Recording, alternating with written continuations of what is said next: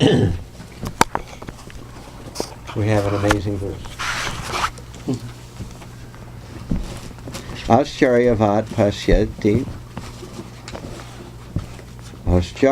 pasyati kecharenam ascharyavat vadati tataiva chanya ascharyavat chainam anya shrinoti shrutvapi enam veda nachaiva kaschit ascharyavat pasyati kaschidenam ascharyavat vadati tataiva chanya ascharyavat chainam anya shrinoti shrutvapi enam veda nachaiva kaschit. Some look on the soul as amazing. Some describe him as amazing. Some hear of him as amazing, while others, even after hearing about him, cannot understand him at all. Om Namo Bhagavate Vasudevaya. Om Namo Bhagavate Vasudevaya. Om Namo Bhagavate Vasudevaya. Om Namo Bhagavate Vasudevaya. Om Namo Bhagavate Vasudevaya. Om Namo Bhagavate Vasudevaya. Om Ajnanatimirandasya Gananjana Shalakaya Chakshurumilitam Yena Tasmai Shri Gurave Namaha Shri Chaitanya Manobishtam Shtapitam Yena Bhutale Swayam Rupa Kadamhayam Dadati Svapadantikam Nama Om Vishnu Padaya Krishna Prasthaya Bhutale Srimate Bhakti Vedanta Sahaminiti Namine Namaste Saraswate Deve Gauravani Pracharine Nirvisesha Shunabadi Paschatya Deshatarine Shri Krishna Chaitanya Prabhu Nityananda Shri Advaita Gadadhara Shri Vasari Gaura Bhakta Vrinda Hare Krishna Krishna Krishna Hare Hare Hare Rama Rama Rama Hare Hare Hare Krishna Krishna Krishna Hare Hare Hare Rama Rama Rama Hare Hare.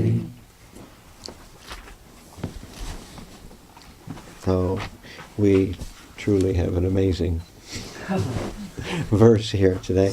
What's amazing about this verse today? How many times it says amazing? That's amazing, right? What is the amazing thing in this verse? What is being described as being amazing? The soul. The soul, yes. The soul is being described as being amazing. Now I wonder, why is the soul amazing? What's amazing about it? Because it never dies. Okay, that's an amazing thing about it. What else is amazing about the soul? It doesn't have a start and it doesn't have an end. Yeah, it doesn't have a start and it doesn't have an end. That's amazing about it. It's there and we cannot see it. What's that? It's there and we cannot see it. Yeah, it's there and we cannot see it. This is the last verse, or the next to the last verse really, of a whole section where Krishna talks about the nature of the soul. It started with verse 10 in the second chapter. The first 9 verses, Arjuna came up with some more doubts that he had, and then he surrenders to Krishna. And then Krishna begins to speak. And so from verse 10 through verse 30, this is verse 29, so there's one more verse. From verse 10 to verse 30, there's a whole description of the soul, many different things about it. So maybe you all have been reading a little bit about the soul. What kind of things has Krishna said about the soul in these 20 verses from verse 10 to verse 30? Does anybody remember any of those in-between verses that Krishna described the soul? Is there like fire cannot burn it, and, Right. and water cannot, I don't know. if it's Moisten water, it, right. Yeah. It The wind cannot be withered wither it by the out, wind, right?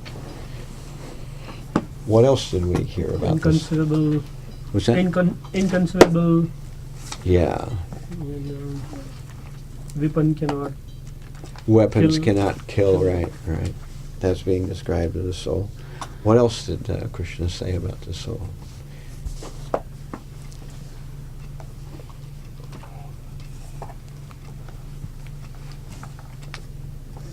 Everlasting and unborn. Yeah. For the soul there is neither birth nor death. At any time he is not come into being. He has not come into being. He will not come into being. We find out that as one puts on garments, giving up old and worn out garments, one accepts a soul in the same way. We find out that as one is changing even in this body, from a boy body to a man body to an old man body, so similarly at death we will also change into another body. In other words, we're already reincarnating even before we die, because we have little body. All of us had little bodies one time, and now we've got big bodies, and then we'll get old shriveled up bodies soon. And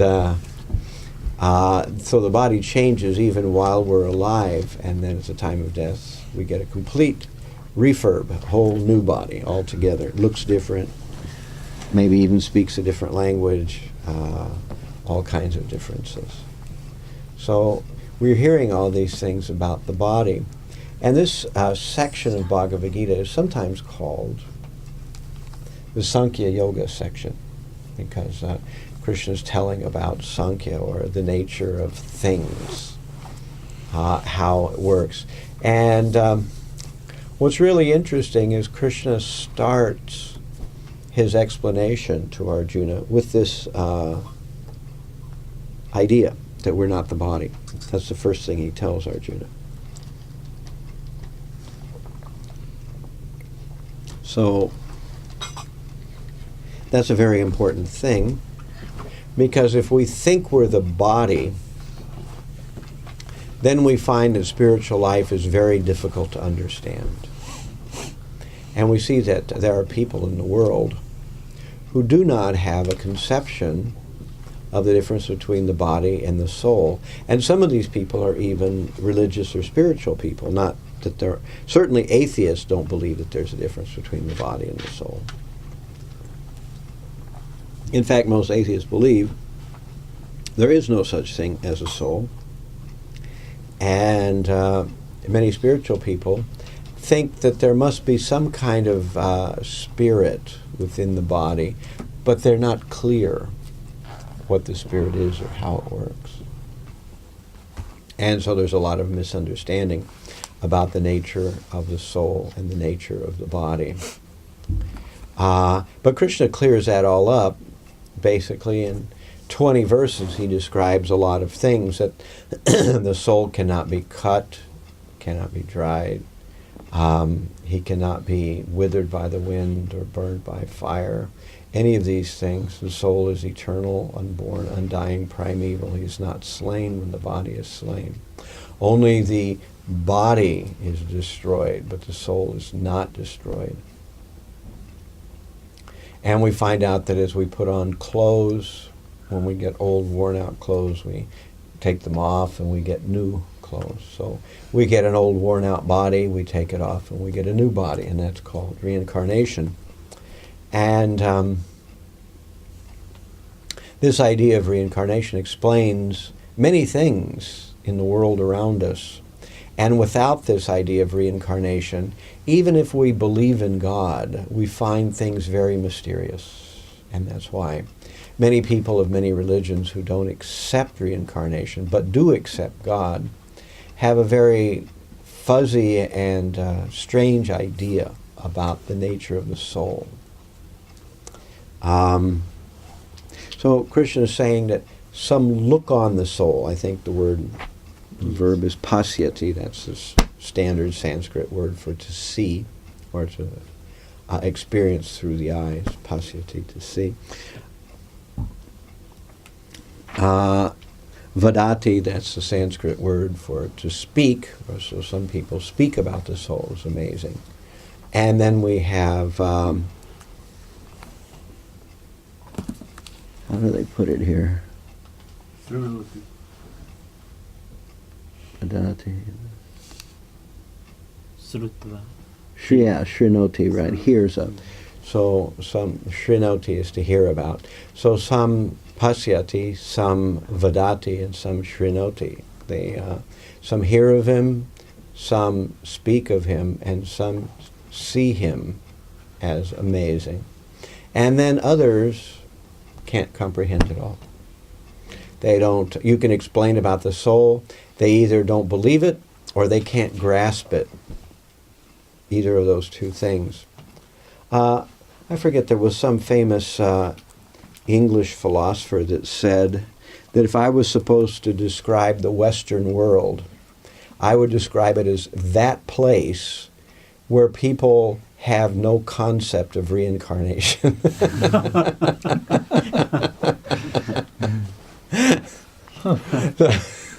He described it like that, that because without reincarnation, nothing makes sense about this world. We see things happen, and they seem meaningless. We find that horrible things happen to even children, as you all know here in Connecticut. Just recently, it was that big episode. So suddenly something very devastating can happen even to small children, and we wonder, why is it happening to small children who haven't done anything wicked in their lives yet? Doesn't make any sense. Why are some children born in very wealthy families? Other children are born in very poverty-stricken families. And of course, many people feel that, well, whatever religion we follow is the only true religion.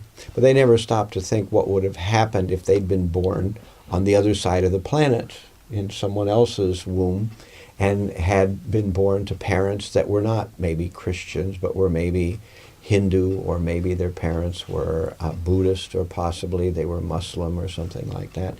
Then they would have been born to a Muslim mother or a Buddhist mother or a Hindu mother, and they would have had a very different sense of spiritual life. Or maybe they could have been born even to an atheist mother, and mother would have been not interested in God even slightly. So it's obvious this would have a big impact on your spiritual upbringing, on your sense of God. But this is not explained. Why does God allow people to be born in Muslim families or Hindu families or Buddhist families if Christianity is the right way? They're given a wrong start right from the beginning. So these things don't make sense. There's no explanation for them. And whenever people from various religious backgrounds that don't accept reincarnation hear about these things, they have no easy way to explain it. Now, Buddhism does accept reincarnation to some extent, but in a different way than we do. And the Judaic religion, or the Jews, they also accept reincarnation. At least some of them do, to a certain extent. The idea is there. So when we see that even at the very beginning of life, already things are not equal, then it's an indication that before this life, there must have been a previous life, where now, as a result of the previous life, we have the situation of this present life. And this is called reincarnation, and called bringing the karma from one lifetime into another. That's why one child is born in a wealthy family, another child is born in an unwealthy family. Why one child is born in a Christian family, one is born in a Jewish family, one is born in some other kind of religious background. This is all because of a previous life.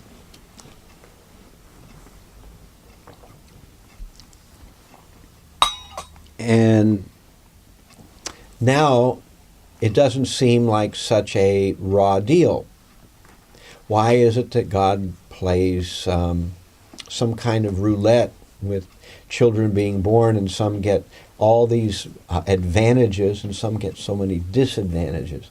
We know that it's because of the cycle of reincarnation. The child had a previous life. And we see that even at the very beginning, early stages of life, many children already have a very developed sense of what they want to do with their lives.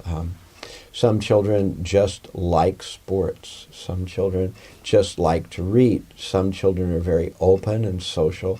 Some are very withdrawn. Some want to be involved in music, and some could care less about music. Some are very intelligent about maybe science or math, and some are very intelligent about business or something else. Why is it so different? Why do we have all these various differences? And the answer is that each time we have a life, the things that happen in that life make impressions on the mind, and those are called samskaras. So when we take a new lifetime, we have a new body, but the subtle body is not new. The subtle body is the same subtle body that we had in the previous lifetime. And although for the most part the memories are gone, but the impressions, the samskaras, are there.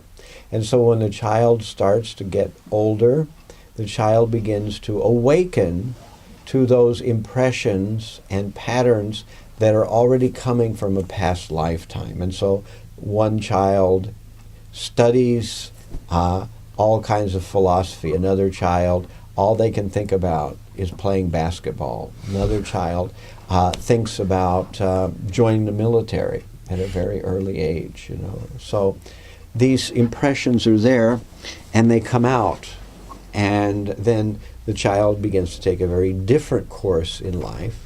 So not only are their karmas different, what their advantages and disadvantages are, not only are those things different, but also their desires are different, their direction in life is different, their view of the world is different, and so forth. So this is the effect of karma. So what are the, let me ask a simple question. What are the evidences of good karma? If someone has good karma, what kind of things do we see in their lives? What are the effects of good karma? Somebody tell me one of the effects of good karma.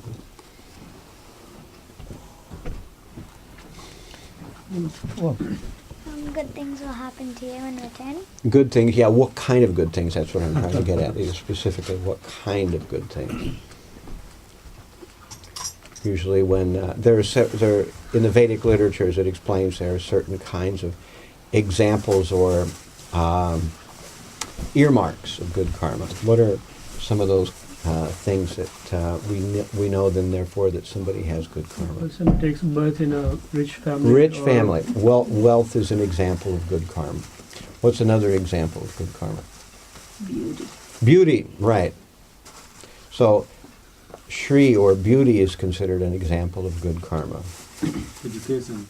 Education. Education is considered a product of good karma.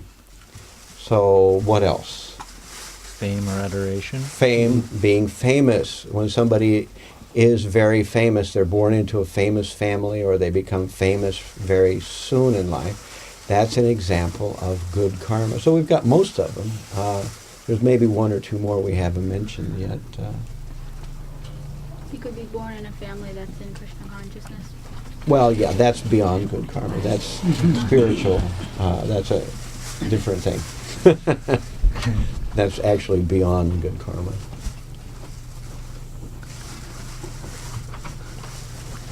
And in general, enjoy good health. Good health. Okay, that was the one that we didn't get so far. Good health, right? So the Janmaya Shvarya Shruta Shrivir. So these are health, wealth, fame, beauty, getting some kind of good education, good family. These are all examples of good karma. What then are examples of bad karma? Being poor. Being poor, right. We can just reverse them. What's another example of having bad karma? Poor health. Oh, sorry. What's that? Poor health. Poor health, right. Poor health. What's another example of bad karma? Ugly. Being ugly, yeah. Like me. Like me. What's another example? Not being famous. Not being famous, right. Being run-of-the-mill.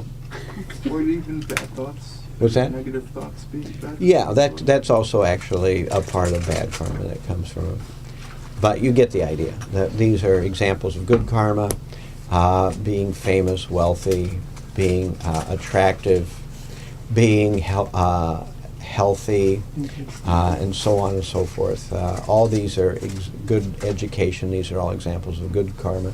And the opposite are examples of bad karma. Of course, neither good karma nor bad karma will make any difference to whether you become spiritually inclined or not. There's no such thing as having so bad karma that you can't become involved in spiritual life, nor is there such a thing as having such a good karma that because you have such a good karma you will become involved in spiritual life. It's a different category altogether. So this idea of going from one lifetime to another and bringing our karma with us, bringing our samskaras or impressions with us, is a very important understanding. And the soul suffers or enjoys the good karma or the bad karma that we bring with us. And for most of us, we bring both good and bad karma. We don't have completely good karma, we don't have completely bad karma. We have a nice mixture of both. So that's why, if we all had great karma, we would all look very beautiful and we would all be very powerful and wealthy and intelligent and so forth. We'd be in the heavenly planets where basically the demigods are like that. They have long lives, they're all famous, they're all very attractive. None of the demigods wear glasses or have to use hearing aids or any of those kind of things. They are all very knowledgeable, especially in the Vedas. They have great intelligence. So this is the demigods.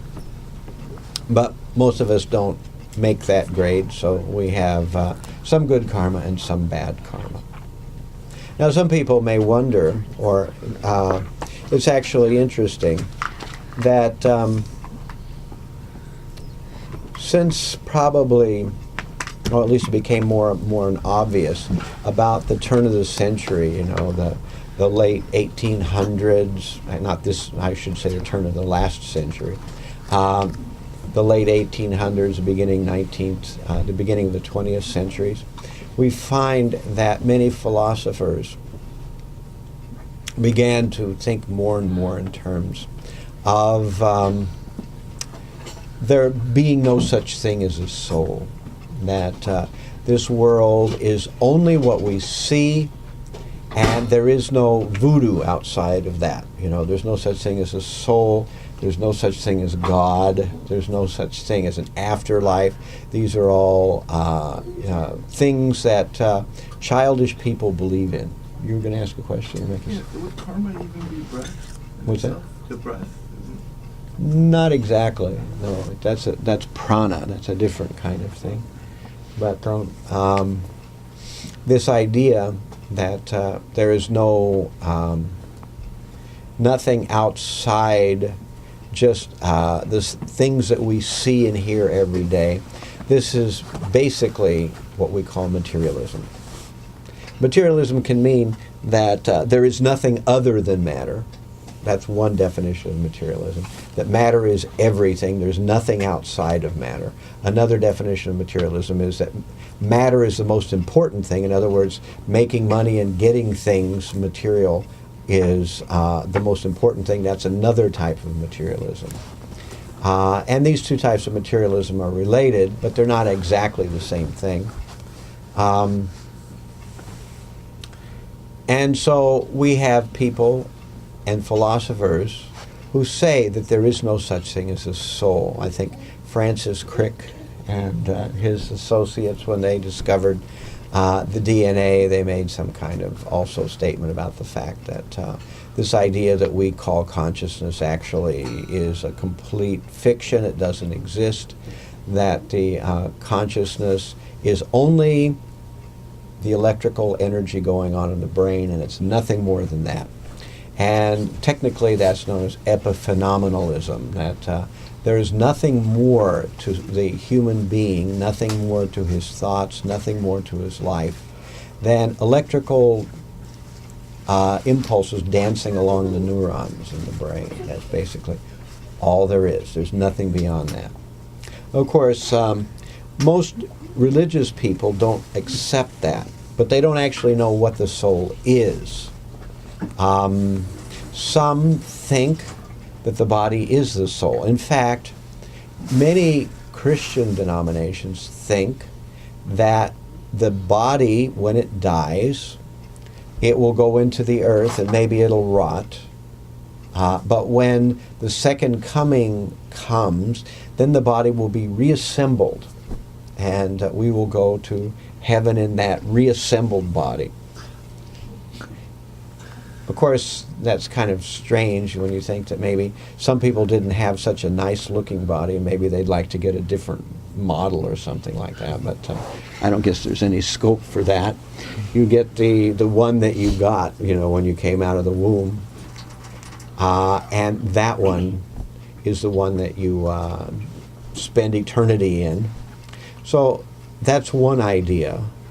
Another is that there is a soul, but that soul is formless. And without the body, that soul can't express itself. It needs the body. So we have to have a body and we have to have a soul. So that without the soul, the body doesn't work, and without the body, the soul doesn't work. So that's another concept. Another concept is that we are all part of the oversoul. And when we die, like a little drop, we merge back into the waters of the great ocean of the Brahman.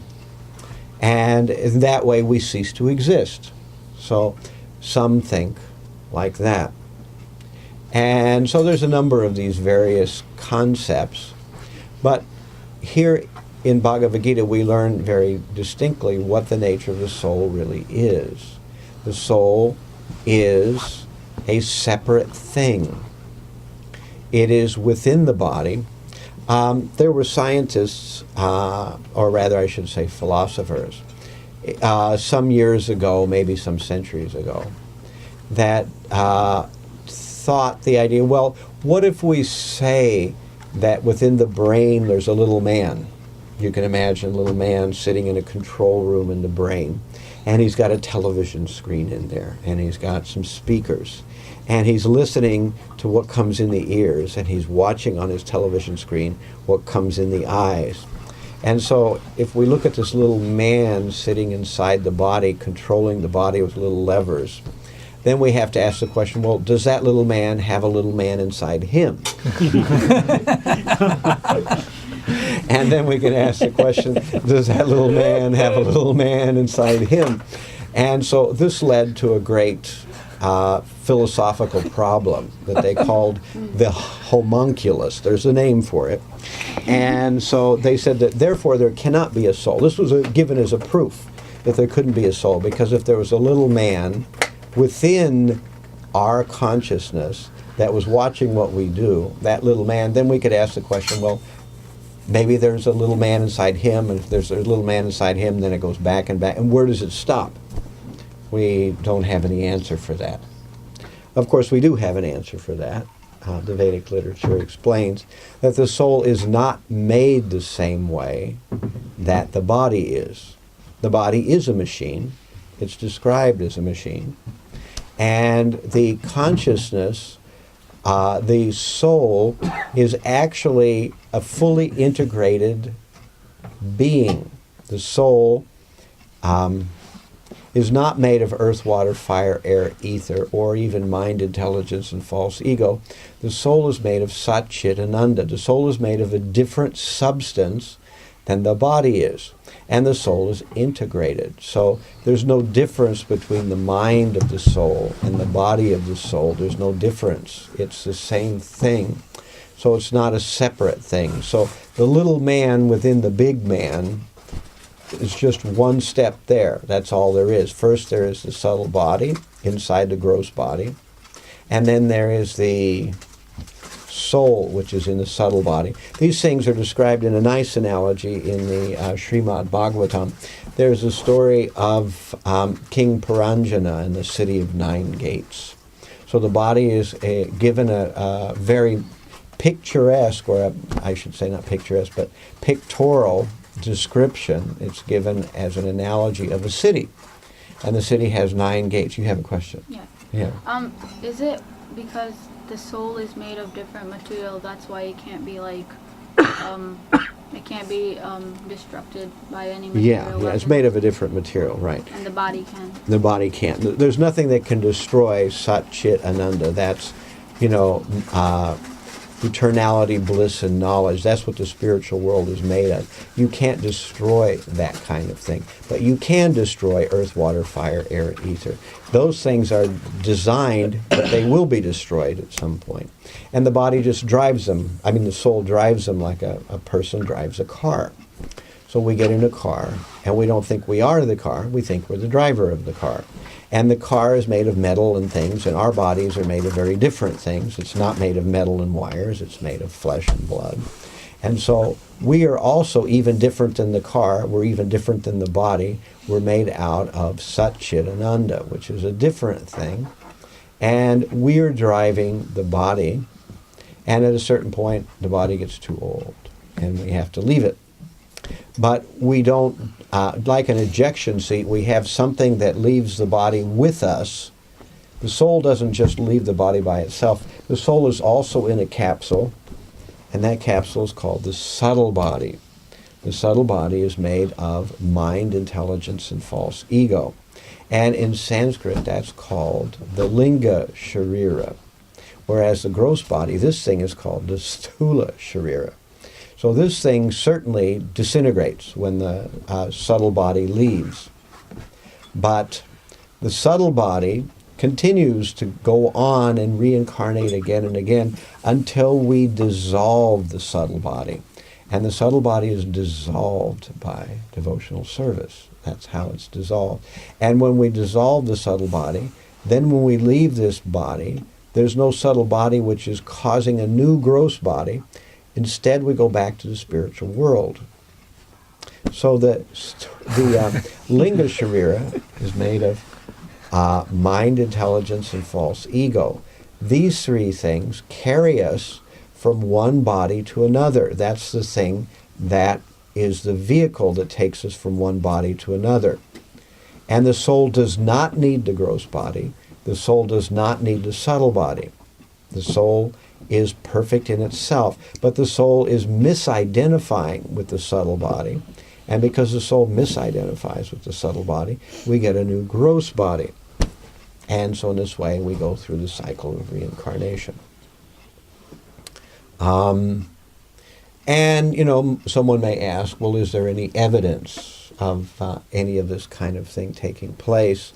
We would like to see some evidence, and it turns out that there is evidence that sometimes children spontaneously remember their past life.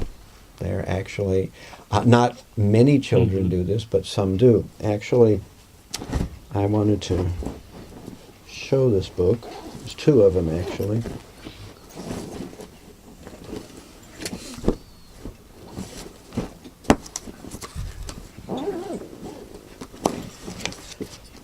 there's this book here called 20 Cases Suggestive of Reincarnation. And this book is written by a psychologist. His name is Dr. Ian Stevenson. He's no longer living. Let's see if there's a picture of him in here. If you see a picture of him, he looks a lot like Ramapad Swami, almost. I was surprised when I saw a picture of him. This looks like a picture of Ramapad Swami, but he looks really similar. But he has, he's no longer living. He died about 5 or 6 years ago or something like that. And he studied cases of children reporting that they had a previous lifetime. So the reason he studied children was because children can't make up a good story that's tight and plausible, you know. So if a child says, I was somebody in a previous life, and he's making it up, he can't make up a good, reasonable story that's believable. But these children that Ian Stevenson interviewed, many of them actually had very believable stories, and even they knew names of people in the previous family. They knew sometimes bits of language in the previous family. What Ian Stevenson hoped to do was to make a huge file of these kind of reports of children remembering past lifetimes, and he hoped that scientists would take the idea of reincarnation seriously, because he was a scientist. You know, Ian Stevenson was a practicing psychologist, or a psychiatrist, I don't remember which it was. It is showing MD. So MD, yeah, I know, but that doesn't tell me whether he's a psychologist or a psychiatrist. So. But at any rate, he, you know, what's interesting, he had to get interpreters, because sometimes he interviewed children in, you know, way north of India, you know, and in Kashmir and places like that. He interviewed children in South India. He interviewed children where, you know, one little girl would sing songs in Bengali, but she was actually Gujarati and had never been to Bengal in her life, you know, and things like that. So you have these kind of strange things. And sometimes the children did not want to eat with their family because they remembered that they were Brahmins in the past lifetime, and their present family was either Vaishya or some other caste, and they felt that they didn't want to eat with their family members. So you can imagine what kind of difficulty this caused for the family. Yeah, there's even Stevenson. Somebody's got him up on there. Yeah. He was psychiatrist. So, also, oftentimes when the children remember their past lifetime, they remember how they died. And oftentimes that death was a murder or something like that. So they want to get that information of their past life to the people of their previous family, and so on and so forth. So Ian Stevenson logged in some 2,000 cases in India, and then people said, well, naturally in India people believe this thing. Does anybody have these kind of episodes other than India? So he went to Europe and America, and he found also in European countries and American countries, children also remember sometimes their past lives. And he wrote down what the children said and where the supposed family was. They would give a name, they would give a location, they would explain who their husband was in the previous life, what his name was, what kind of work he did, what kind of food he liked, what kind of food he didn't like. And you know, this is the kind of things that a 5 or 6 or 7-year-old child would explain about some family far away that they had never met, that has, was sometimes 20 or 100 or 1,000 miles away, and they would describe these things. And then Ian Stevenson and his group would go interview the second family. And sometimes the children would demand to meet the original family or the family they had in their past lifetime. And of course, the present family was always kind of a little bit bothered by that they would say, this is my real family, and so on and so forth. So you got all these kind of unusual social things that would take place. And it turns out that usually from about age 6 to about age 10, that's when this memory of past life would peak. And then after that, it kind of subsides. Oftentimes it becomes less important, and the child would just move into the present life after that. So overall, he had about 5,000 cases or something. So that's not a small number. And this is written like a science textbook, It's got graphs, and it's got, what he spoke to, and how the child claims he died, and then he talks to the, living brother now, and he explains that, yes, my brother died this way, the way the child explains it, and so on and so forth. So there's a lot of evidence, really, that this is not just some mental thing, but that people, not all children, in fact, most children don't remember their past lives, but some do.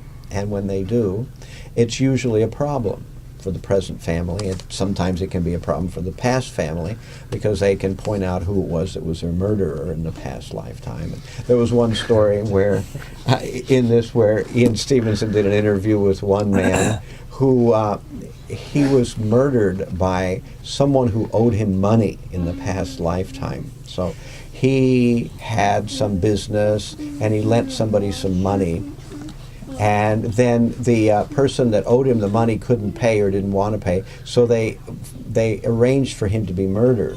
It was in India? Yes, it was in India. I heard that. And then he went and he tried to collect the debt now in a new bond. Wow. And the man, he said that if he wanted to, he could press, murder charges. So the man in the previous body did actually give him some of the money back, So this was kind of collecting a debt from a previous lifetime. But, that's just one of the kind of things that can happen. What's interesting is there's this book, which is called Soul Survivor, which is a story about a young American boy who was born to, his name was, I think, James Leninger. And his parents, Andrea and, what was his name? Bruce Leninger. That's his father's name, Bruce Leninger. They found out that when this little boy was very little, he had nightmares all the time. And they couldn't figure out why he had nightmares. In fact, he had nightmares every night, and they couldn't sleep even, because every night he would just wake up screaming and so on and so forth. Then his mother, Andrea Leninger, talked to the little boy, and she said, what's happening? And he said, little man crash in plane, little man burn up. And she said, little man burning up, crashing in plane. You're in an airplane? And he says, yes, I'm in an airplane, and the airplane is crashing. She said, why is it crashing? And he said, because it was shot down. She said, it was shot down. Who was it shot down by? And he says, the Japanese. And so the little boy starts having these nightmares, or in fact he has them from very early age, about being a World War II fighter pilot in the Japanese theater. He was stationed in Japan, and he was shot down by the Japanese military on one of the last missions that he had to go on. He was almost finished being, finished with his tour of duty, and he would have been able to come back to the United States. But instead he went on one more mission. On that mission he was killed. And so this little boy would explain these details about this idea of being a fighter pilot in World War II. And his father, Bruce Leninger, they were Christians, and his mother, Andrea, said, well, maybe he's reincarnated, but his father didn't believe that. He said, no, there's no such thing as reincarnation. But he began to write down what his son would say. And because his son was saying things that were historically verifiable, he was going to check out to see if any of the things that his son said are actually historically verified somewhere. So his son said that his name was James. This is what confused the parents for a while, because in his present life his name is James, and his past life his name was also James. So at first they thought that he was just doing something strange. Then it turns out that the little boy said no, in the past life his name was James Huston, and that he was a fighter pilot, and he flew a certain kind of airplane called a Corsair, which most people don't even know about that. You know, it's a rare kind of World War II plane. Most of them were other kinds, like P-52s. There was a lot of more usual used aircraft, but he flew a Corsair. And then when his father, Bruce, went into the records, he saw that there was a squadron that flew Corsairs, and the little boy said, I flew off of a ship called the Natoma Bay. And then Bruce did research into, World War II history and found out there was a ship called the Natoma Bay. And what's kind of funny is that the more he heard about this, he was eager to find out if any of the people who the little boy claimed were his fellow fighter pilots were still living.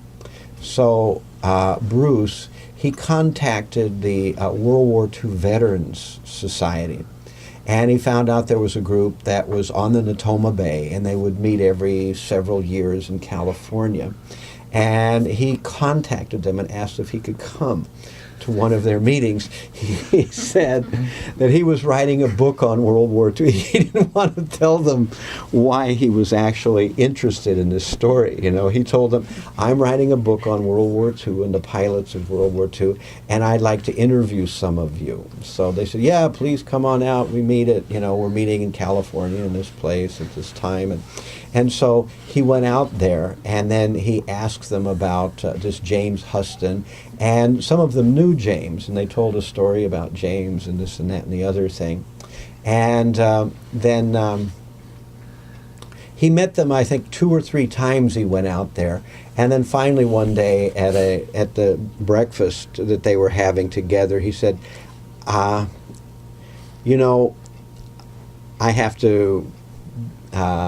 have a confession to make, that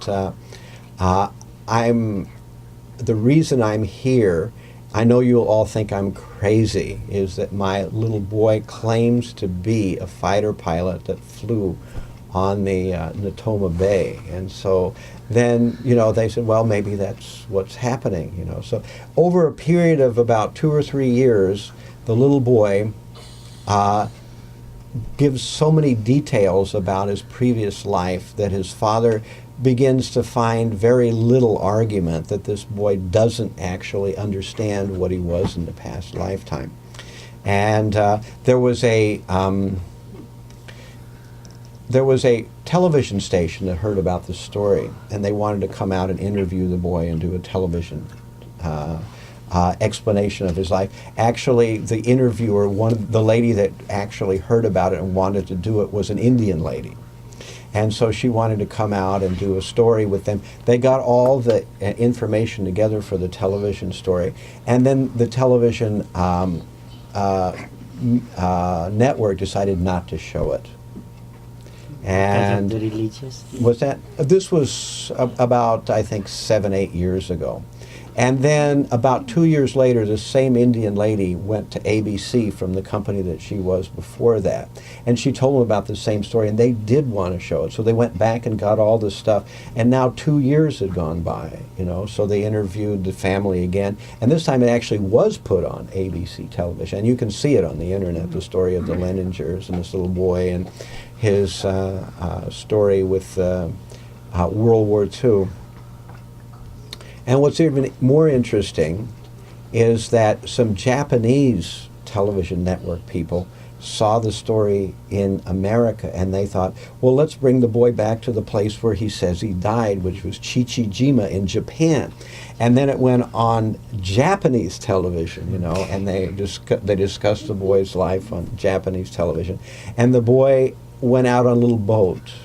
Next to there was a big rock, you know, and he was very vivid about how he had just about managed to turn around, but a shell hit the engine compartment of his airplane, and he crashed right at the base of this big rock that's right there at a very noticeable part of Chichijima.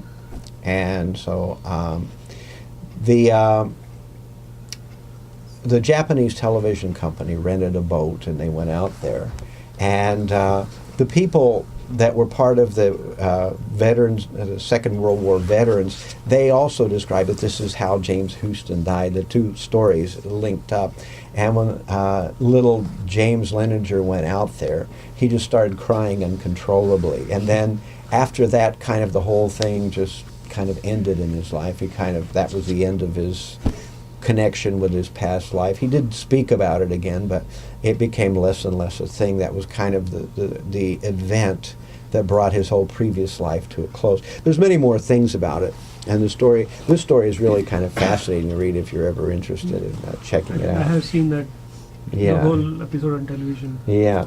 So they decided eventually, because Bruce Leninger, the father, he said, you know, I told you all that I was writing a story about World War II, and I think I should write a story. So instead he wrote this book. And this book was released by the parents.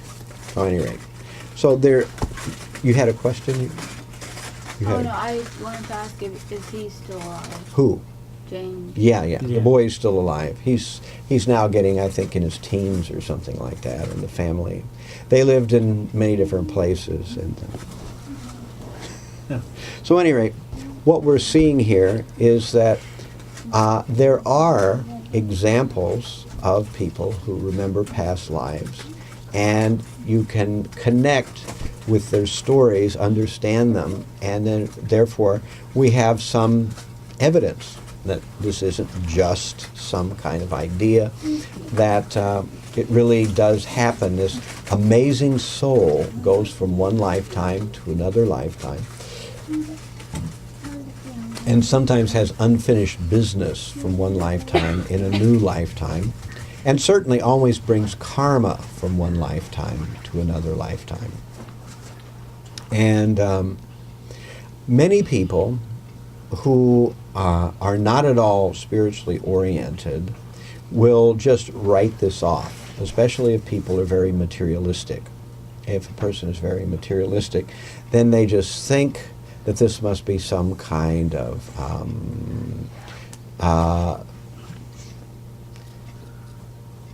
very simplistic thinking, or some kind of pre-scientific view that only very gullible people would hold. But it's not like that. There is evidence that people have past lives. Of course, one other thing that I could mention is that about the beginning of this century, of last century rather, the 20th century, around the early 1900s, there was a group of psychologists, and they discovered that people would have traumas in early life, and they could keep over, or these traumas would continue into later life. And so they discovered that by hypnotizing people and bringing them to their early childhood, that they could sometimes discover things that caused them to be dysfunctional as full adults. You know, they would have something happen to them as a small child, or as even an adolescent, and it was so traumatic that they would block it out of their minds, but they would not be able to function properly as human beings later on. They would have some kind of neuroses, or they would have some kind of unreasonable fear, irrational fear of things. And so these psychologists would cause through hypnosis the person to regress into an early part of their childhood. And then they would sometimes understand what it was that shocked the child at an early age. And when the child could understand that, and when they could recognize what they had said, they would play the tape back, then the difficulties would go away. But sometimes something very strange would happen. These psychologists who were doing these hypnotic regressions would back the child up too far, and they would go previous to birth, back into a previous lifetime. And many of them didn't know what to make of that. You know, that was something they hadn't expected, that people would not only remember early parts of their life through hypnosis, but they could be backed up further to where they would remember previous lifetimes. And at first, they didn't, nobody talked about this, but then on some seminars, when these different psychologists would get together, they realized they were all having the same experience, that they were sometimes hypnotically regressing their patients back before into a previous lifetime, and they hadn't communicated about it before. And so then this whole concept of previous life regression became born, this whole concept of regressing people into previous lifetimes. And again, just like this thing with the children, we could find out even details of previous lifetimes and what kind of job they did, where they worked. And sometimes the previous lifetime was halfway across the planet. In one situation, the idea of backing up somebody in a previous lifetime will sometimes mean that they'll suddenly start speaking a different language, a language they don't know in their present consciousness. And that's called xenoglossy. So there's a famous thing you can see also on the internet pretty easily by Peter Ramster. He hypnotizes 3 ladies who live in Australia, and they've never been out of Australia in their entire lives. They're 3 housewives that live in Australia. One of them remembers a life as a lady in Scotland or Ireland somewhere, and one of them remembers a life as a man in France as a scientist of some kind or another, and one of them remembers a life as a little girl in Nazi occupation. You know, so these.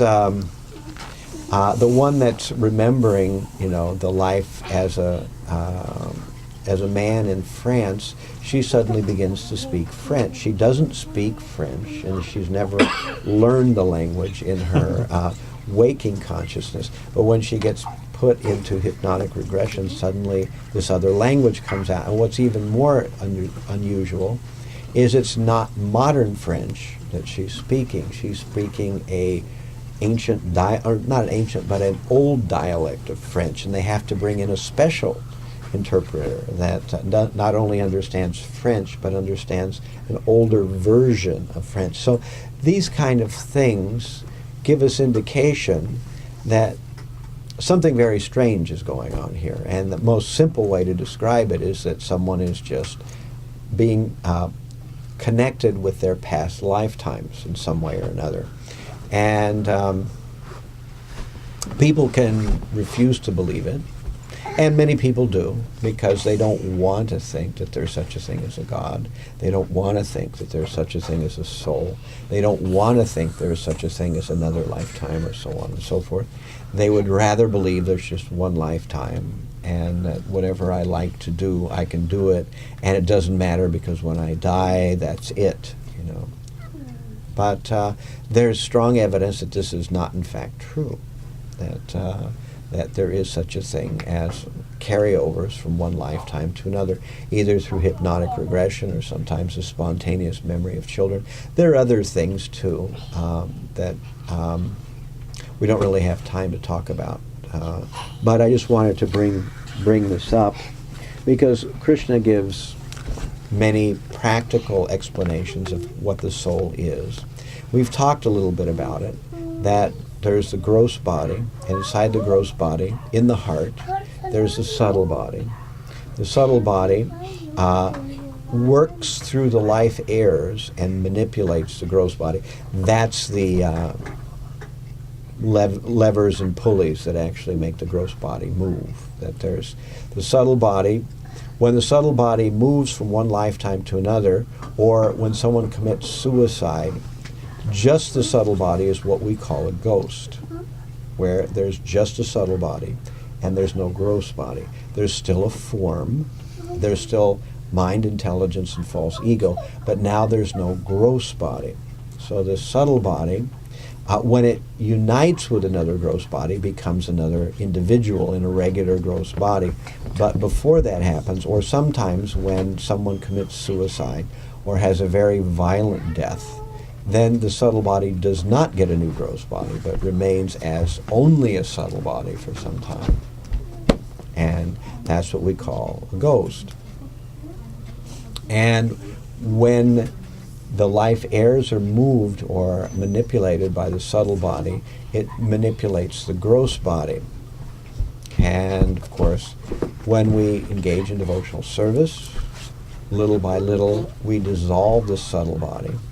And when we leave this gross body, then we don't have a new gross body to come back to. Instead, we go back to the spiritual world. So that's an amazing thing. So as we were discussing today, the soul is amazing in a number of ways. How it moves, how it works, how it transfers from one lifetime to another. The fact that the subtle body can remain as a ghost for some time. The fact that impressions of previous lifetimes can still remain and be accessed by hypnotic regression and sometimes spontaneously by children. Oh, you had a question? Yes. Okay. Maharaj, thank you very much for Amazing. bringing this. Yeah. I was thinking that Krishna said, whatever our mentality will be at the time of death, Yeah. we will get that Right. without failure. Yam yam vapi smaram bhavam jajante ante So, is there any correlation to that statement? well, Because that's I was thinking that James died in World War II. true. Yeah. And then he remembered there might be another lifetime between this life and that life. Well, in the Because in the there is- book, it actually talks about the time when he was in heaven, which to me suggests that maybe he was in the heavenly planets for a while. Because we know from Mahabharata, when someone dies in a war as a soldier, they're immediately promoted to heaven. Yeah. No matter which side they die on, Yeah. they go to heaven. So obviously he did that. And at one point, Bruce is talking to his son James, and he says, I'm so happy now that you are my son. And the little boy says to his father, I knew you would be a good father. That's why I picked you. When I looked down from heaven, he said, the boy said that, yeah. So possibly the little boy didn't want to stay in heaven as long as he did. He wanted to go back to the earth plane for whatever reason. And he then, instead of staying there for thousands of years like people usually do in the heavenly worlds, he reincarnated in the earth plane again, and this time as the son of this Bruce Landry. You had a question, yeah. When you were talking about ghosts, Mhm. people say that when they see ghosts try to scare them. Mm-hmm. Why do the ghosts try to scare them? Why do the ghosts try to scare them? Because ghosts are very frustrated. Usually a person becomes a ghost because they're very sinful or they commit suicide. And so the punishment for committing suicide, and sometimes being very sinful, is you don't get a new gross body. So you see the world, just like you and I see it, but you can't interact with the world. You want to eat, but you can't eat. You see other people having fun, but you are in a ghostly body, so you can't touch them, you can't interact with them, and you get very frustrated. But there's one thing you can do, and that thing is that you can play with people's minds. And so ghosts use their psychic energy to create fear in people, or sometimes they actually, if they're more powerful, they can even move material objects around a little bit. Not so much, but they can move them around a little bit.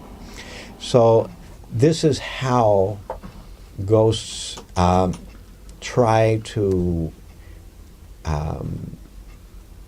interact with the world that we see.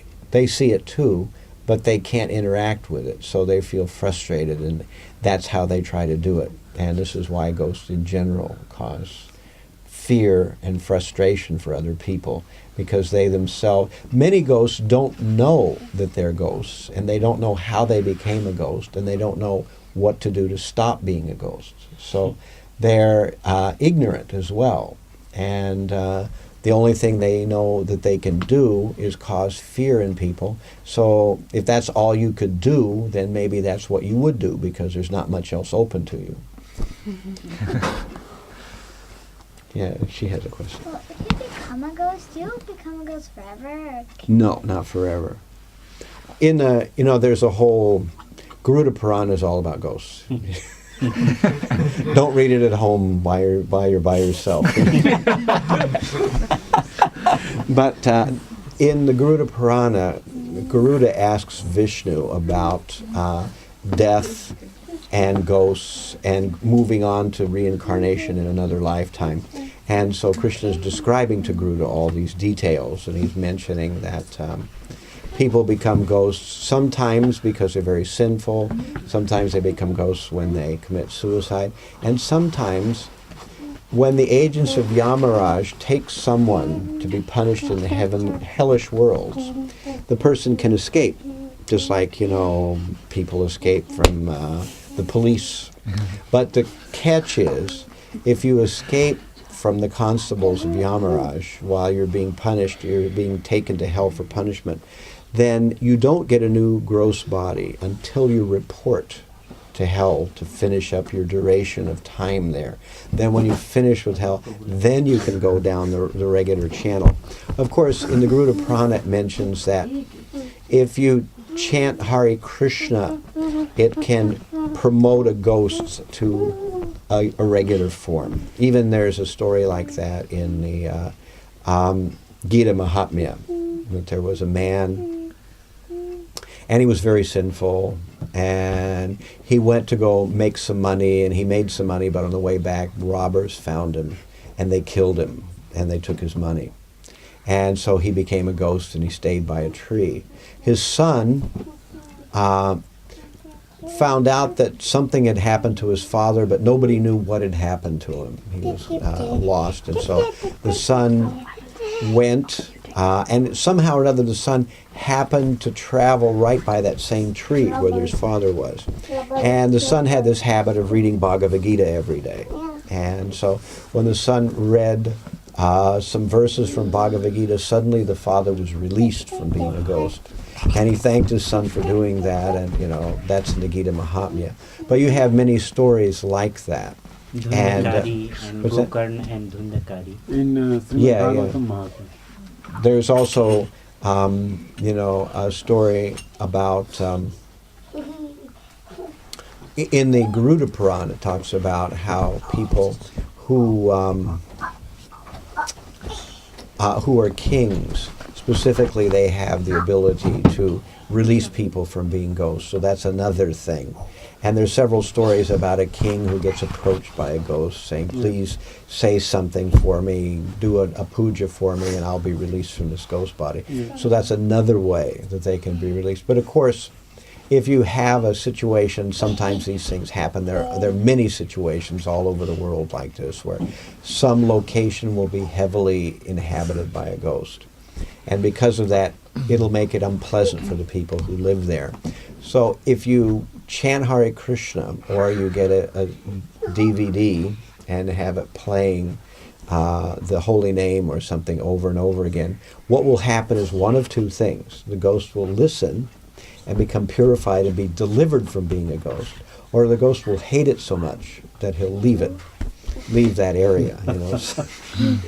So naturally, ghosts are usually attracted to a particular place because they died there. And so they have some unfinished business there. That was where they lived their life. That was where something bad happened to them, and that's why they're attracted to a certain place. And of course, many ghosts are attracted to their, physical body, even though now it's in the ground and rotting away. And that's one of the reasons why in India they cremate the body, because there's no body for the ghost to be attached to anymore. The body's gone. But in Western world, they bury the body, so the ghost remains around where that body is. That's why when you go to graveyards and places like that, there's whole bucket loads of ghosts hanging around the graveyard, because they're hanging around their once physical form. They don't understand exactly what's happened. They don't understand exactly what's happened or how to get free from it. But so some ghosts will become and stay ghosts for thousands of years, whereas some will be moved onward because they hear the holy name, or somebody does a puja for them, or somebody chants Bhagavad Gita, or some kind of thing like that. You have a question, yeah. Yeah, regarding reincarnation, what you were talking about before. I have so many questions about that, right? Because it's also fascinating. What's that? There are so many questions about that. Yeah. For one thing, do you think people reincarnate in the same geographical area they were before? And how long do you think it was to do with the period of time they will reincarnate again? Uh-huh. Well, one thing is that life or time on the Earth plane is different from time in the other planetary systems. So what takes place, in a minute or a second in the heavenly planets may take years and years to happen here on the Earth plane.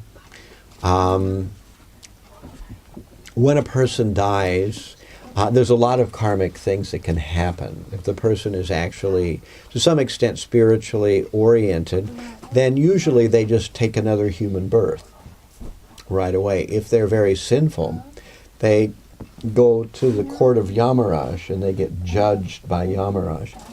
And then oftentimes they have to do some period of time in the hellish worlds. And then they may even be demoted to an animal body for a certain length of time.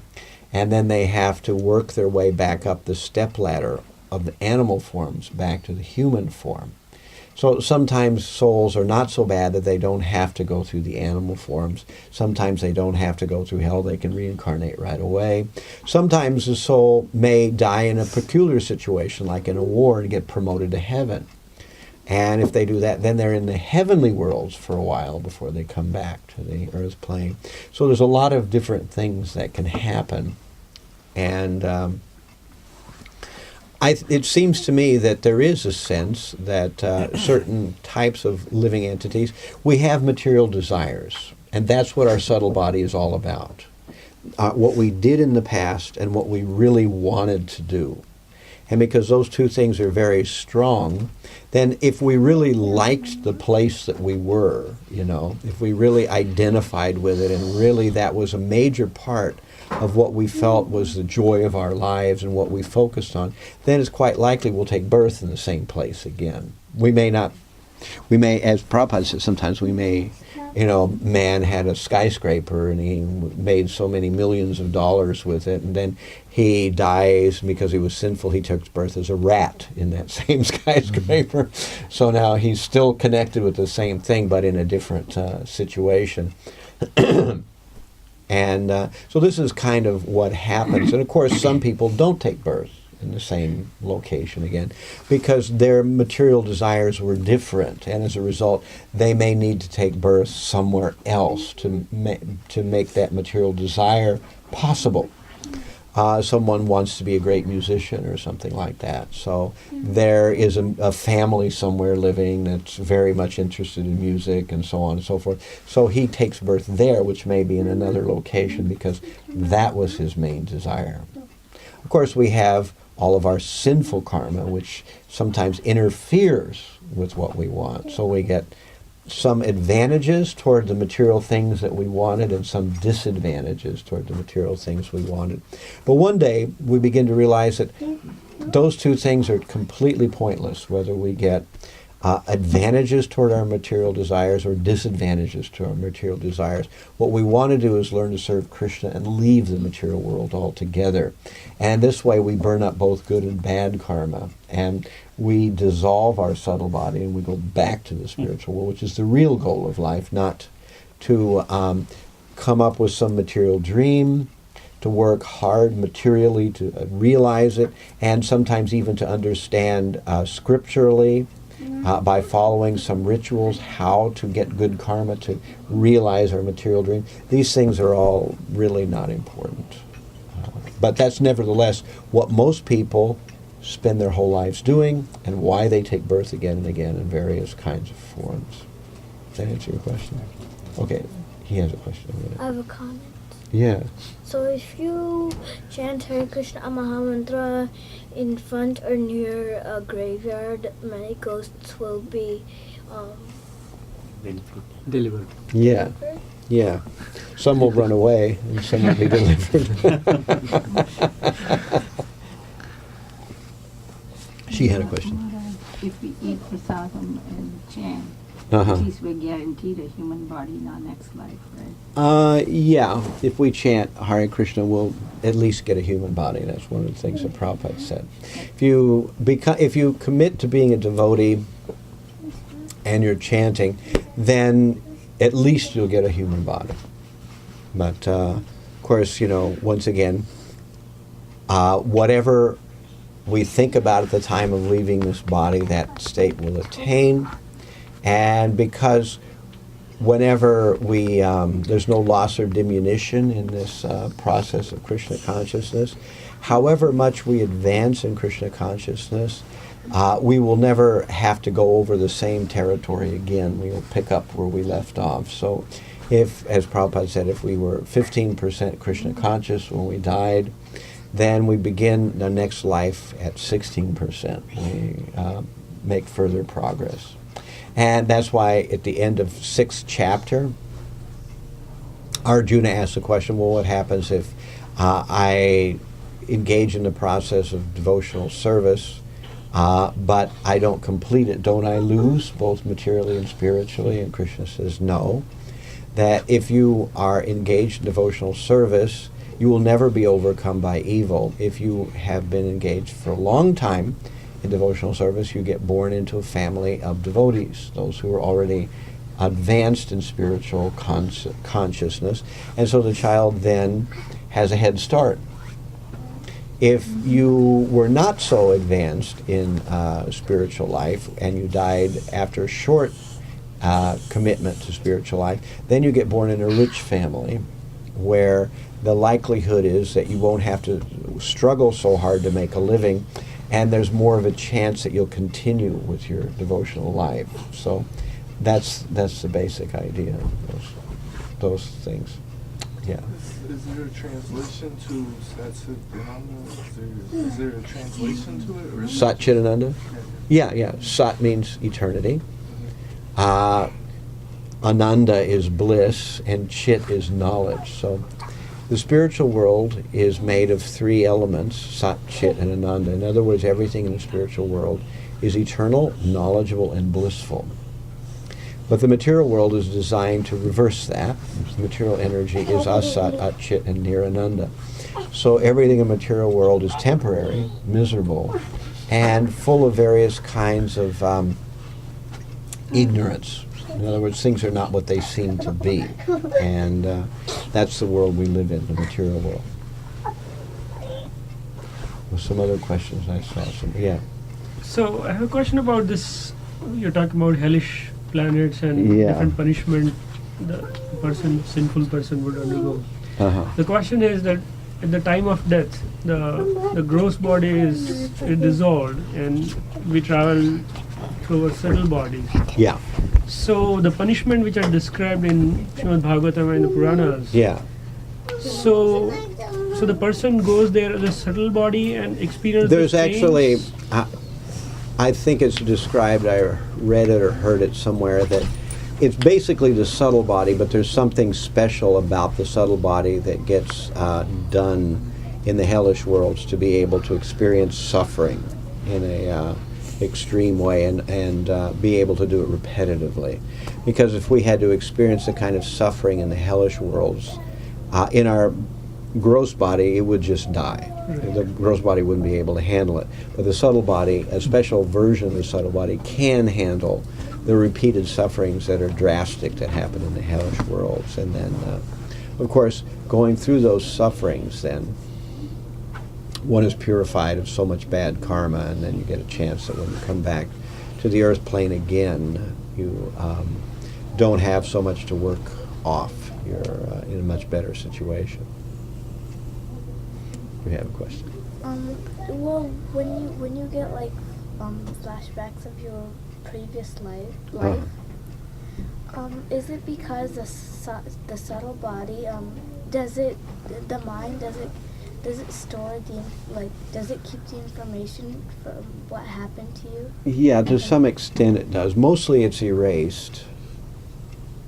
And that's the whole idea, that by the material nature, when we take a new body, most of what happened in the previous body is erased. That way we get a chance to start with a new slate. However, sometimes what a person wants the most, it's based on our material desires. Sometimes what a person wants the most is to remember their past life. That's one of the things they want to do. So the material energy allows them to remember it. Most people don't die thinking the thing I want to do for sure is to remember it, my past life and my next life. Most people don't even know they have a past life or a next life. But occasionally people die, especially people who were being murdered, who think, somehow I want to get this, I want justice for what happened to me. I want to remember it, I want to do that, because that desire is so strong. When they take birth in a new lifetime, the material energy allows them that memory. But evidently, even people who don't make such a big deal of it can be moved through it from past life regression. So that means it must be somehow etched there, some kind of what the past life is. Just like I can't remember what I did when I was 10 years old, but if I go through a hypnotist, they can bring you to where you can remember things that happened when you were 10 years old. And so if they can remember, you can remember things that happened when you were 10 years old, then you can probably remember things that happened in the past life in the same way, because it's stored somehow or other in the subtle body. That's at least the indication I get. Or maybe it's just known by the actual soul, which knows whatever it needs to know. Oh.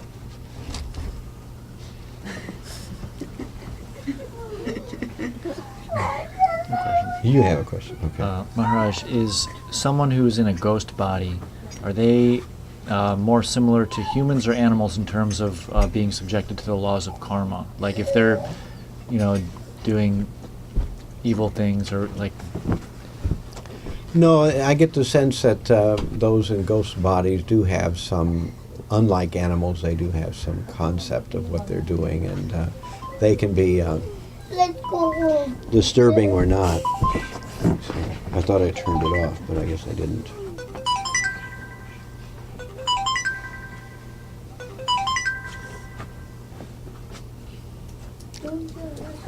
Time to wake up. No, it was somebody's calling. So I get the sense that because in the Garuda Purana it mentions kings talking with ghosts, and there's other stories of people talking with ghosts, and they're having conversations the way regular humans do, which we can't do with animals, because animals are, too much under the modes of nature, so they don't have any free will in the sense that we usually think of it. So can a ghost accumulate like new karma, new good or bad karma? Yeah, I think to a certain extent they can. They don't have a lot of freedom. You know, they can't really do something drastically evil because they just physically can't do it. You know, but they can certainly create a lot of mischief, and I'm sure they get a certain amount of karma for doing that. Maharaj, is there any example where people remember from their hellish life in these cases? I don't know. As far as I know, I don't think anybody has. I didn't read any account like that. I didn't read this whole book yet. I read about half of it. It's hard to read because it's so kind of scientific and dry. You know, this other one's kind of interesting to read. You know, Soul Survivor, because it's written like a story. You know, you can follow it, but this one's written like a scientific document. You know, like one of those things that you read. It's got graphs and everything, and it mentions you know that he talked to the brother, he talked to the brother-in-law, he talked to the wife, and you know about this is what they said that was the same, this is what they said that wasn't the same, and you know, like there is a clear correlation between that fighter in Second World War. And Krishna said that if you die, you will go to heaven. But there is, not much example that I know of about other professions we are doing. You know, well, that's the whole thing, that Kshatriyas, they have to risk their lives for the safety of the rest of the population. So if a police, you know, it mentions in the Mahabharata that even if the Kshatriya is sinful or other things, if he dies in battle, none of that matters. They go to heaven. Or if he's fighting on the wrong side, it doesn't matter. Prabhupada said, it doesn't matter how many people you kill in war, you'll go to heaven. Because you are doing for a greater cause. It's not, you didn't create the war, you're just acting as a Kshatriya. So even if a policeman, you know, dies in action, you know, while he's doing something, he may have otherwise been sinful, but he'll go to the heavenly worlds. I read one book, and in that book it has been described that there was a king, Balrampur, you must be knowing. So that king, he was reincarnated, and then young child, then he started saying, oh, he was the king. He's the king. No, he was declaring he's the king.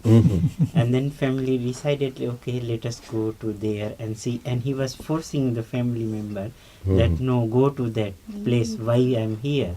I should be in the palace only. Right.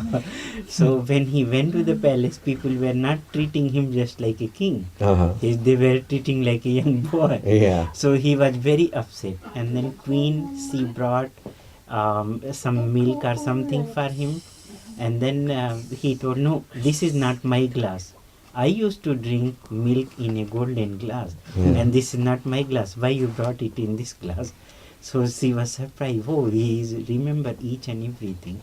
And they had 150 or something servant, and he was knowing each person's by name when he was the king. And then they asked for the example, do you know? Then he started saying, oh, this person is this is the name, and he was doing this job for me. So, and when his son came, and then he did not pay the obeisances. Then he told, what kind of this I have given you culture. So you forgot your culture. Like that he was. We get stories like that in this 20 Cases by Ian Stevenson, that the little boy, he treats someone who's like in their 40s or 50s, like their son, you know. So it's funny to see a little boy treating an old man like a son, but they have that relationship because he remembers in the past life that was what the relationship was. Yes. Did you say the subtle body is made of mind, intelligence, and ego? False ego, yeah. And false ego. So, and then devotional service dissolves the subtle body. Right. So if you're in a human body and you're doing devotional service, but it's also dissolving your subtle body, which is where your intelligence is. Yes. Well, that's false intelligence. False intelligence, okay. So in other words, our subtle body is our suitcase, to use kind of a crude expression, our suitcase full of the things we think we want, the things we think we are, the memories of what we did in this life and past lives, and all of our material sense of what's important and what's not, along with our karma. All that stuff is in there. And devotional service gradually burns all that stuff up. It doesn't mean that we don't have intelligence anymore. We have real intelligence. It doesn't mean we have no ego. We have real ego. It doesn't mean we don't have mind. We have real mind. So in other words, what the subtle body is all of our false notions of who we are. And when those become unentangled and finally erased, then we see who we really are. And we're acting as a direct servant of Krishna, as a spirit soul within a human body. And that's called Jivan Mukta, or being liberated even in the material form. And then when we die, because there's no subtle body, there's no spontaneous generation of a new form that we have to go and inhabit now. Because even now we're creating a new gross body. And if we're engaged in devotional service, we're also burning up the subtle body, so we're uncreating it to a certain extent. And basically that's how it works. Does that make sense? Yes, thank you. That story from the Chaitanya Charitamrita when Srivas Pandit's son died during the Kirtan time, Mahaprabhu. Yeah. Where Lord Chaitanya called the boy back. That's another story, kind of like. Of course, Lord Chaitanya is the Supreme Lord. So Srivas Thakur was engaged in holding a kirtan. I think he did quite often in his home. And Lord Chaitanya was dancing for hours and hours and hours. And at one point, Lord Chaitanya finally finished. And when Lord Chaitanya finished dancing, he looked around and he said, "Has something happened in this home?" And Srivas Thakur said, "Yes, my son died." And he said, "When did he die?" He said, "Well, he died 5 hours ago when you were dancing." And Lord Chaitanya said, "Why didn't you tell me?" And Srivas said, "I didn't want to disturb your dancing." This is just, in the material world, people come to the material world and people leave in the material world. And so my son dying in the home while you were dancing, that's the best thing that could have ever possibly happened to him. So I didn't see any cause for grief. Actually, when the son died, Srivas was informed by his wife, who was crying, and then Srivas went into the room and he got all the servants and his wife and his children together. "If you cry and you make Lord Chaitanya feel anxiety and he stops his dancing, I will kill myself and take poison." So they all stopped crying. And then when Lord Chaitanya found out after he was finished dancing that Srivas's son had died, he went to the room where the boy was, and the mother was still kind of upset. And he spoke to the boy, and he said, "My dear young boy, why have you left so suddenly? Your parents are very attached to you." And the boy sat up and began to talk. And he spoke to the Lord Chaitanya. He said, "My dear Lord Chaitanya, which mother and father are we talking about?" You're talking about the one that I just left. I've had many mothers and fathers, but you are the Supreme Lord, and you give me a life, and then you take one away. We all are given a material body, and we have it for some time. And then at some point, the material body will be taken away from us. So by your will, you decided I should move to another body, so therefore I'm happy to follow your bidding. You know, the little boy explains in spiritual terms the whole idea of reincarnation. And when he's finished, then he lies back down and again dies. And so at this point, everyone in Srivasa's house is aware that this idea, we have this idea of family members and mothers and fathers and children and husbands and wives, but actually we're thrown together in a world like straws in the ocean, and we take these things very seriously. But when we die, we realize that we never really had any connection, that we come together and then we get broken apart, and we go on to new lives and in new situations, and we never necessarily meet again. So this is the actual understanding of our position in the material world. The soul is on a journey through many lifetimes, and through those many lifetimes, the soul encounters many families, and he encounters many situations, and he encounters many good things, many bad things. Sometimes the soul is very happy, sometimes the soul is miserable. Finally, the soul leaves the body, we call that death, and for most people, the soul goes on and takes another life again, and in a new family, in a new language, a new set of circumstances. And until we decide that we don't want to do this anymore, we want to get free and go back to the spiritual world, then when we do decide we don't want to do it anymore, we have to take up devotional service. And by performing devotional service, we break the cycle of reincarnation. We go back to the spiritual world where we live eternally, and we have eternal relationships with others who are also there eternally, which is what we really want. And of course, Krishna is there. We have a relationship with him. You have a question? Or no? I can understand. I think I can understand a little bit why the scientists deny reincarnation. It's because they don't want to admit the existence of the soul and God, right? Yeah, yeah. Okay. But it's harder to understand why some big religions don't accept that, right? Yeah, yeah. Because that's basic to understand God, right? I think. Most religions accept a soul, but they don't know what it is exactly. They have a very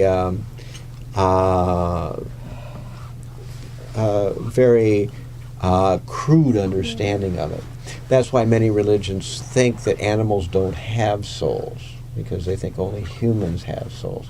You've got theologians like Thomas Aquinas, who basically set the idea that there's such a thing as a human soul and animals don't have that, you know.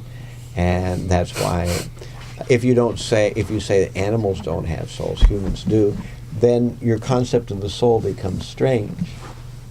And if you have the idea that you only live one lifetime, then in the Christian tradition, the idea is that God, every time someone is born, God is creating a new soul. And so it's the first time for that soul, God is creating a new soul. And then at death, that soul is either going to heaven forever or hell forever. So this is some knowledge of soul, but there's many things that are wrong there. And it also is illogical in some ways, you know. So this is the problem, that people have some concept of the soul, but it's very, very confused. So some religious people think like that. Others think there is just the Brahman, and you and I and all of us are Brahman, and when we die we will melt back into Brahman and we will be God, which is another false conception, you know. Yes, we are part of Brahman, but we will never become God. We will just become a fragment of God. So the Buddhists say that there is just the false notion that we are an entity, and then when we become fully realized that we cease to exist. We don't have a soul. We do reincarnate, but what's reincarnating is just our desires. And it's a very strange kind of philosophy because they accept reincarnation, but they don't accept the soul. So what is reincarnating? They have a very strange explanation of what is reincarnating. It's very technical. It's a very strange concept. So these are all kind of slightly mistaken versions of what the soul is. That the soul is God, or the soul is non-existent, or that the body is the soul, and the soul is the body. All these are mistaken things. Or animals don't have souls, humans do. Or in the Jewish tradition, you have Jewish souls, and everything else is some other kind of soul. So these are all the various ways that you can kind of mess the whole thing up. And when you understand it one of those ways, then it's not logical anymore, and you have problems with explaining the world around. The most clear explanation to explain reincarnation is why people get different birth in different parts of the planet. For example, some babies are born in wealthy families and they're pretty and boy and healthy. Some other people is born with diseases in poor countries with diseases, and that's all. So if God is just to everybody, he's not being just to poor boys, and he's favoring the beautiful boys, right? And nothing happened without the consent of God. Right. So it's if you explain that to religious people, they get stuck there. They can't explain why that is. It makes no sense, you know. It makes no sense, yeah.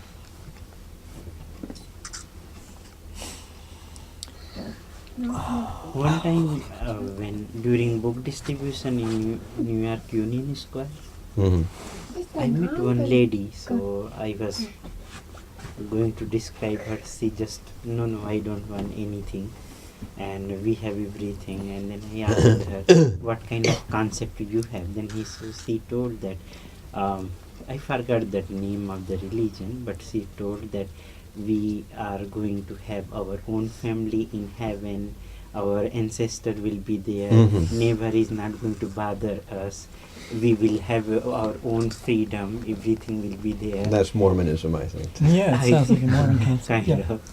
I don't remember exactly what. Yeah.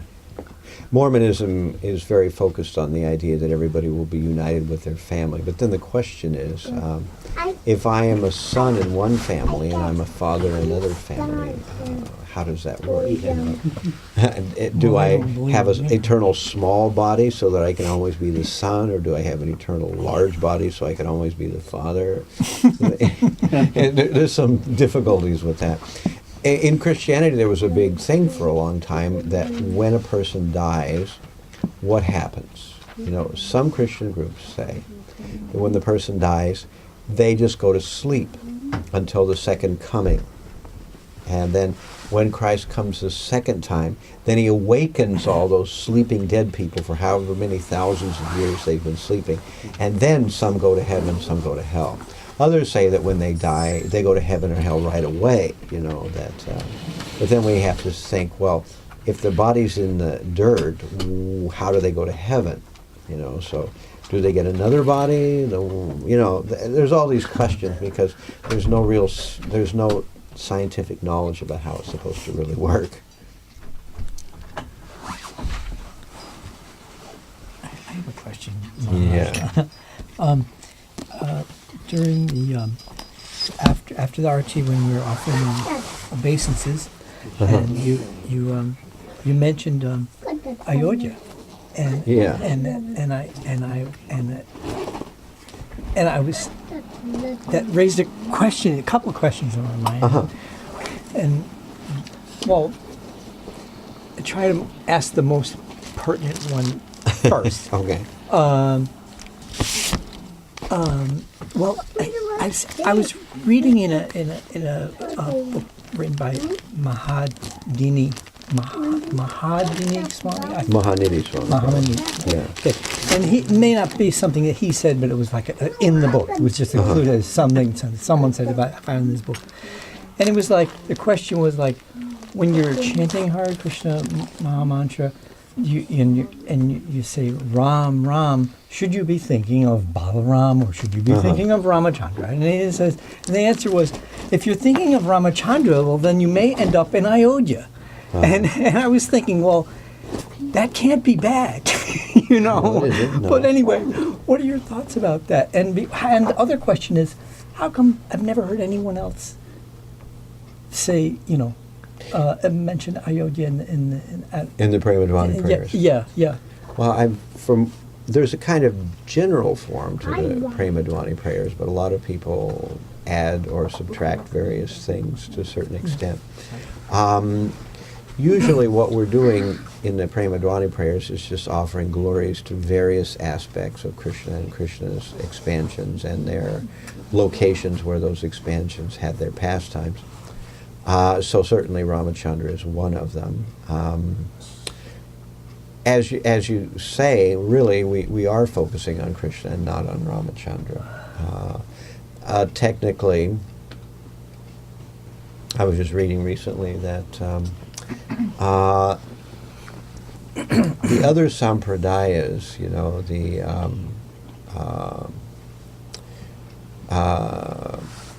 Nimbarka Sampradaya, the Vishnu Swami Sampradaya, the Ramanuja Sampradaya, those sampradayas basically, for the most part, do worship Lord Ramachandra and not Krishna. Some worship Lakshmi Nrsimha and some worship Lord Ramachandra, but primarily most of the temples focus on Ramachandra and his pastimes. We don't do that because Lord Chaitanya recommended that we worship Radha Krishna. Even though we are not qualified to worship Radha and Krishna, but because we're engaged in devotional service and we're worshiping the Guru or spiritual master, we are worshiping Radha and Krishna. So we don't have anything against Lord Ramachandra. We don't try to turn away from hearing about pastimes of Lord Ramachandra, but our focus is really Radha and Krishna. So that's the best way I can explain it. We don't have any problem with Lord Ramachandra, but our focus is really Radha and Krishna. Even in spiritual sky there is Ayodhya too. Yeah, right. Actually, I was reading that you have Vaikuntha, and then Vaikuntha is divided into Mathura, Goloka, and also Dwarka. So in Dwarka, you don't have the intimate rasas in their full expansion. But in Goloka Vrindavan, you have all the intimate rasas in their full expansion. You have especially Madhurya rasa, which is the rasa of conjugal love. That exists in its full expression in Goloka Vrindavan. Whereas in Vaikuntha, in the general Vaikuntha world, you also have Ayodhya. And there you have basically the rasa of neutrality and servitorship, and a official version of the rasa of parental affection or friendship or conjugal love. It's an official version. But in Goloka Vrindavan, you have the full version of the three higher rasas, the rasa of conjugal love, or Madhurya rasa, the rasa of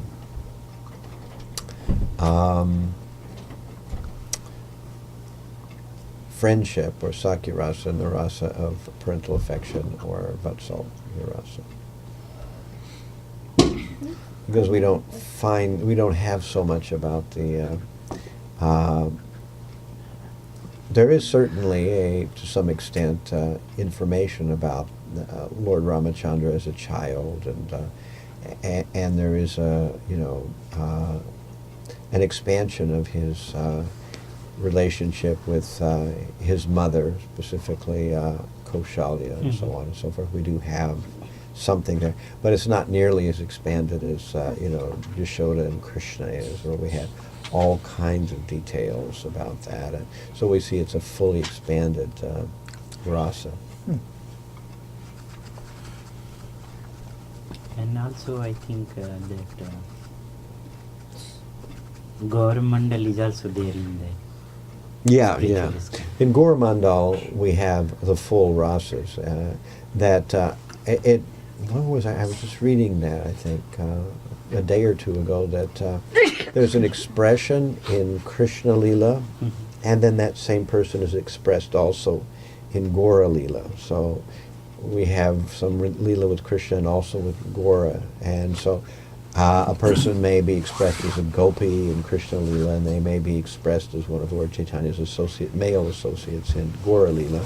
And it sounds like the two rasas are happening simultaneously, but I don't really know. I'd have to read it again. I just read it a couple of days ago, and I forget where I was reading it, but it kind of was the first time I'd ever read that.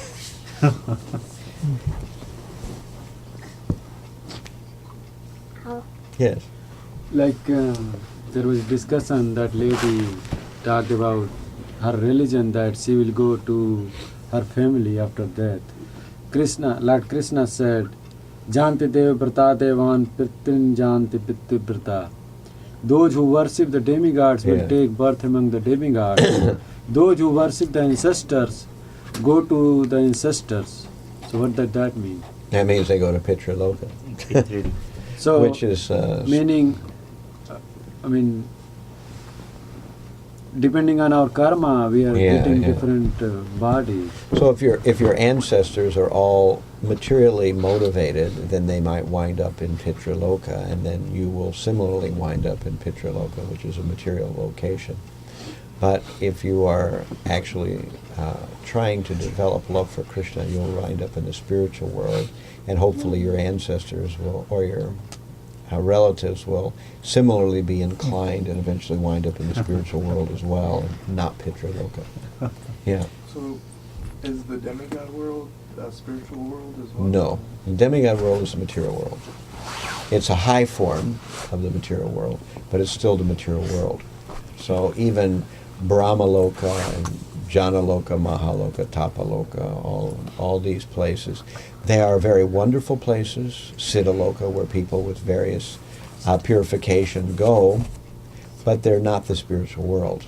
And so you have to come back from those places at some point. But if you go to the spiritual world, then you never come back. And the only way to get there is to develop a sense of total dedication to service to Krishna in some form or another. So it's like an eternal, you can't...